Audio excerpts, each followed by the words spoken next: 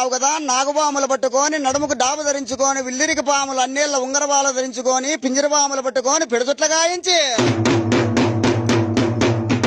ఇల్లురికి పాములు పట్టుకొని అన్నేళ్ల ఉంగరాలు ధరించుకొని తల్లి ఒకవేళ చూస్తేను పసిబిడ్డ రూపముండా, ఒకవేళ చూస్తేను రాక్షసి రూపముండా, అటువంటి మాయమచ్చల గంగ నలవీర గంగ ఉత్తరాది దేశమున దొనకొండ శిఖరమ కాడ ఒట్టి సట్టు బండవైతే సేతు ఒక దొన విడిసి ముందరికి 3 అడుగులు వేసిన వెరికి 7 అడుగులు వేసివైతే కద్దు కద్దంటే పద్దులకి తీరుతామమ్మా, పద్దని సాట కద్దులకొస్తానంటివి.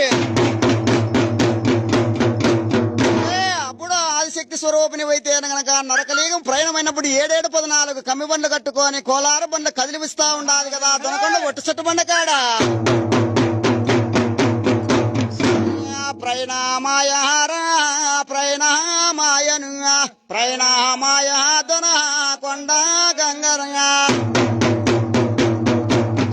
దొనకొండాని హారా శిఖరము ఇడసియ నడిగా అడ్డాని మడి దేశానికి ప్రణామాయను దొన కొండ గంగా 7-14 బండ్లు కన్యా బండ్లే తల్లి గట్టి నాది ప్రణామాయను దొన కొండ గంగను